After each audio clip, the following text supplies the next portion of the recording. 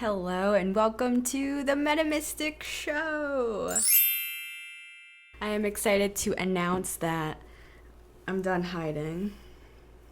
My name is Missy Gordon and I was a Christian minister for 10 years and then my faith deconstructed in 2021 and I quit the ministry formally in May 2021. I began to go on a spiritual exploration. Some would call it the fool's journey. And I was introduced to one of the greatest gifts of my life, the gift of the tarot.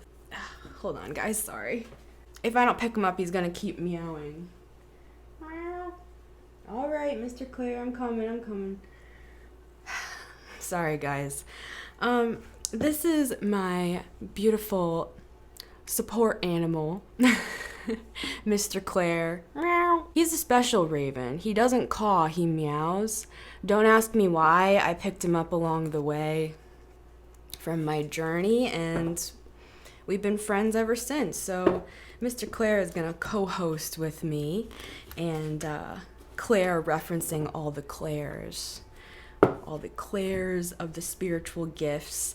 I was a prophetic minister really for more than 10 years, but I worked with my parents in ministry for 7 years, and then I started my own ministry online a few years ago, and I operated as a prophetic minister. And for those of you who aren't familiar with the whole charismatic movement of the Christian church, you can reference things like Bethel Church, for example. Those are my roots. That's where I came from. I was a worship leader, or you know, I've been a singer for many years, and I have all my instruments right over there with me. And so instead of throwing away everything, right, it's taken me 14 months to get to this point, to get back on camera, because first of all, I thought the Christian Mafia would come after me, right, Mr. Clair? Yeah, right. We thought the Christian Mafia would come after us, right? Because even when I was a Christian minister on the internet for 2.5 years, formally, the second I went off script, you know, the scriptures came out and the tomatoes came out and the "you're a witch" came out. So they called me a witch back then anyway, right? And I didn't know anything about tarot back then. Tarot has been recent for me, but what I love about tarot, and I'm gonna talk a lot about tarot in the coming episodes as well, but what I love about tarot is I've always been involved with the prophetic, right? I've always had visions and dreams. And to me, all tarot does is it gives me visual aids to work with. So to me, it's an upgrade. Everything that's happened with my Christian deconstruction, I feel, is an upgrade. This is not the end. Christian deconstruction, it's not the end. It's only the beginning. And that's why I'm here. Because it was very hard on my psyche. And that brings me to another point. Mr. Clair, sit you down for a moment, my friend. I have this trusty clown nose with me. So this is going to be my trigger warning clown nose, because there are going to be some honk topics that I'm going to be talking about that are probably going to be triggering. They're triggering to me, at least. So when the clown nose comes out, we're going to call him TW, the trigger warning clown. When he comes out, we're going to be discussing some topics that maybe will be a little bit triggering. So when you see the clown nose come out, just take that as a sign that we may be discussing some things that are a little bit triggering in the coming episodes. Meow. You're right, Mr. Clair. So what the hell is the point of this show? What is this show? What's the format? What can you expect from this show? So every single show, we're going to have a topic. And then I'm going to also correlate that topic with a specific tarot card. So if you have questions, if you have, concerns, if you feel lost after we talk about whatever topic we talk about on that episode, I'm going to do a 3-card spread, and it's going to be an evergreen spread. So no matter when you see it, it's for you.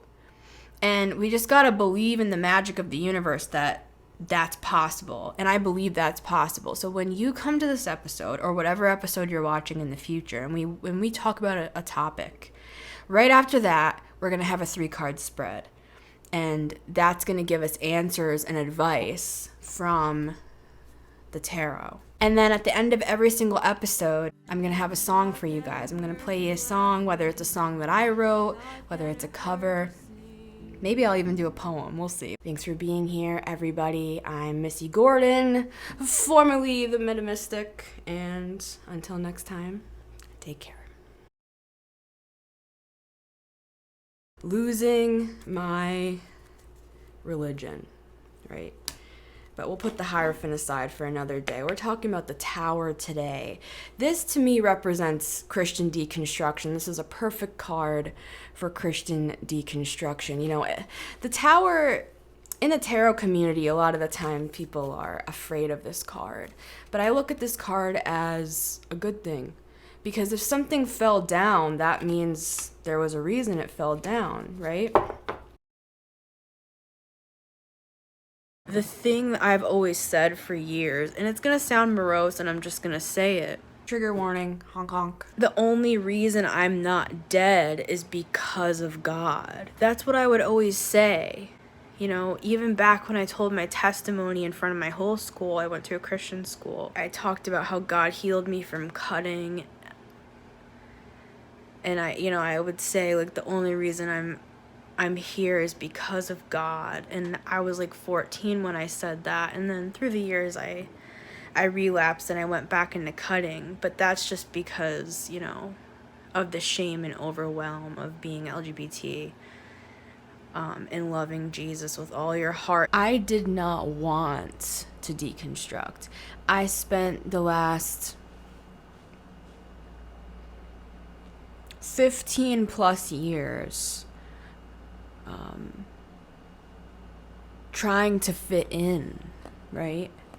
You know, I did everything I possibly could to be holy, to be pure, to do what would Jesus do, right? And it wasn't just a bracelet for me. I lived by that every single day. And I'm not saying I was a saint. Honestly, I'm pretty sure I have OCD because I obsessively ask God to forgive me. Lord, forgive me. Lord, forgive me. I laughed a little bit at that joke on Family Guy, forgive me. You know, stuff like that I would never say to anybody else because I felt like even other Christians would have thought I was a square.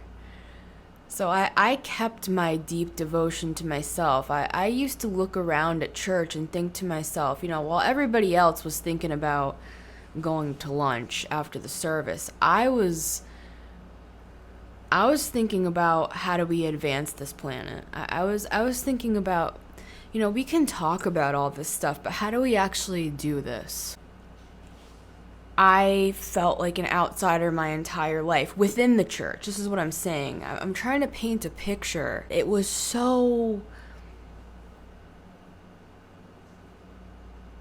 exceptionally deeply ingrained into the core of who I was as a person that when I was like 12 years old, I read this book, and it was this book that DC Talk, a Christian band, put out. And I remember preparing myself mentally. You know, the Left Behind series also put this narrative in my head, but I prepared myself. I ran through, trigger warning, honk honk, you know, the imagery of imagining what it would be like in the end times, you know, when Christian persecution would overtake the world, right? That's what we were taught. And if somebody held a weapon to the side of my skull, I was prepared to die for Jesus. You know, that I prepared myself since I was 12 years old for that reality because I was taught that we were in the end times, and I was taught that it could be any day now. And so I prepared myself like a warrior. And when all my friends were playing, I was studying. the Bible. I was reading books that adults read, and even adults barely read them because they were so boring. They were so theological, you know? So I was devout. And I'm sure people will say, oh, well, it's because she, she's LGBT and she finally just couldn't take it anymore and she left the faith because of that. No. I lived in the closet for 17 years. And I didn't plan on coming out.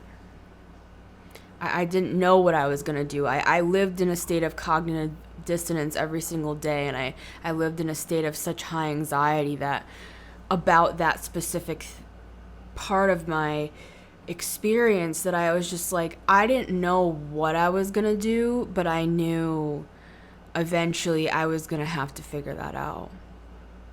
But that's not why my faith deconstructed, believe it or not.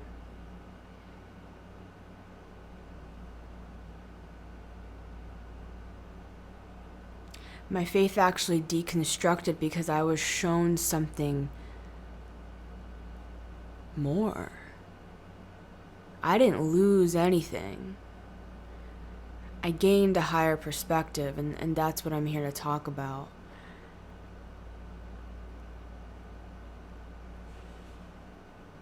Christian plus. It's not either or, it's both and. Richard Rohr.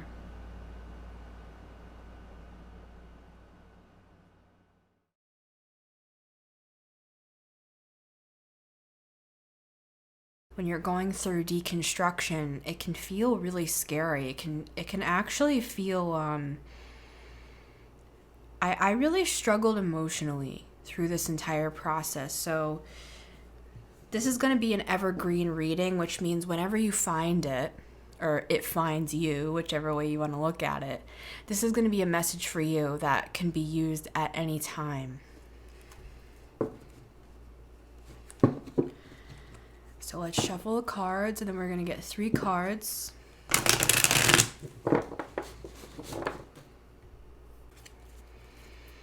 We have Mr. Clair here. He's offering his Clair gifts to us as well in this time. Best and highest messages for those listening. Messages of hope and inspiration and advice. Healing.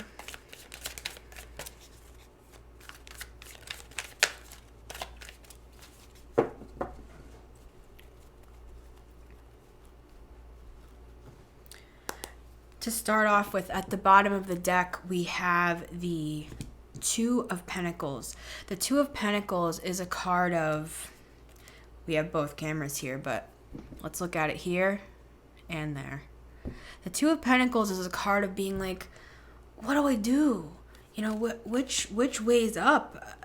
Can I handle this? Am I capable of this? Why does it feel like I don't really know how I feel right now? I'm trying to figure that out, but I feel like I'm not on an equal footing here.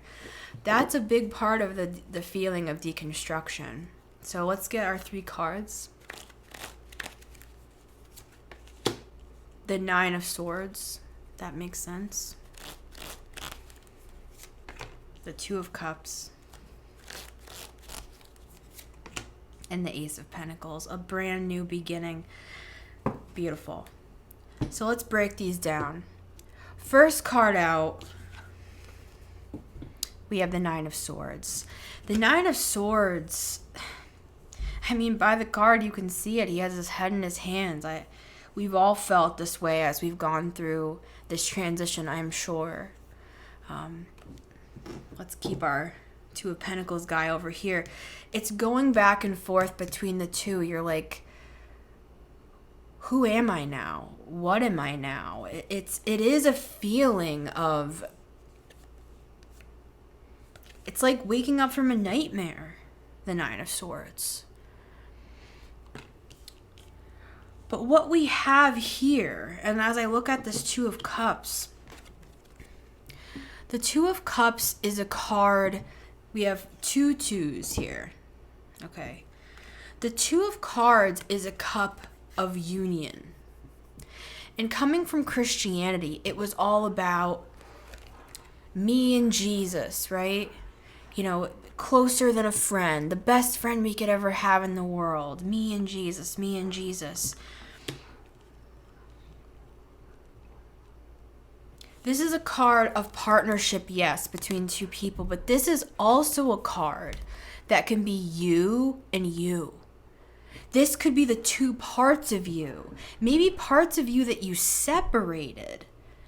You know, we can look at this as, you know, in the Christian world, we call it the flesh, right? It's kind of like the bad part of us, right? And then we have the spiritual self and we have the flesh. We learned that from Paul, right? What if this union that's happening right now, through this transition of coming out of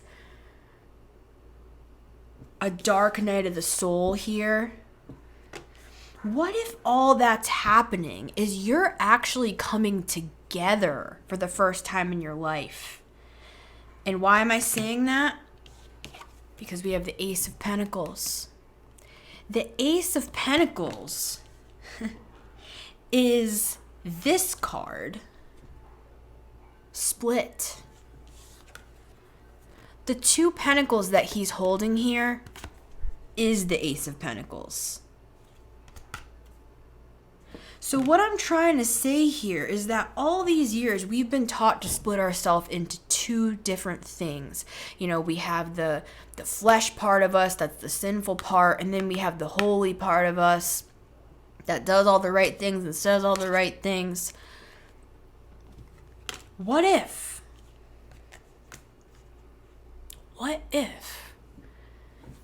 we could become one for the first time in our lives? And instead of having to always balance between the two, oh, I'm sorry for being a sinner, Lord. Oh, today I went to church and I did this for my friend and I didn't want to do it, but I did it anyway because I did it for Jesus. And it's like the good side and the bad side, the good side and the bad side. What if we can come into oneness and partnership within ourselves?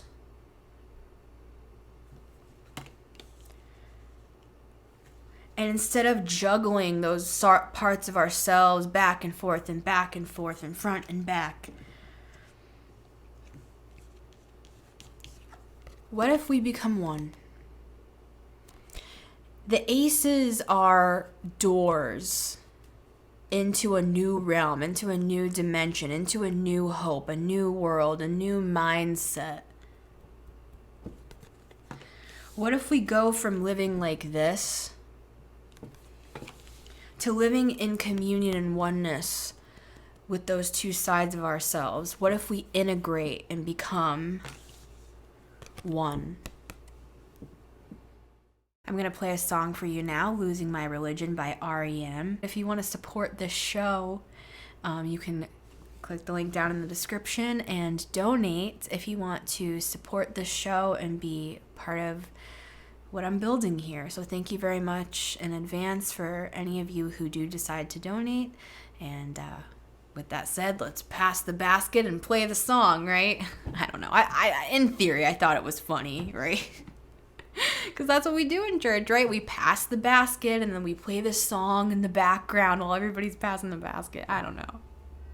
Maybe it's one of those things that was funnier in my head. But either way, thank you for those of you who decided to donate to this show. And now on to the song. Oh, life, it's bigger. It's bigger than you, and you are not me. The lengths that I will go to, the distance in your eyes. Oh no, I've said too much. I set it up that That's me in the corner. That's me in the spotlight, losing my religion, trying to keep up with you, and I don't know if I can do it. Oh no, I've said too much, haven't said enough. I thought that I heard you laughing, I thought that I heard you sing. I think I thought I saw you try. Every whisper in every waking hour, I'm choosing my confessions, trying to keep an eye on you, like a hurt, lost and blinded fool. Oh no, I've said too much, I set it up. Consider this the hint of a century. Consider this the slip that brought me to my knees. Failed. What if all these fantasies come flailing around? Now I've said too much. I thought that I heard you laughing, I thought that I heard you sing. I think I thought I saw you try,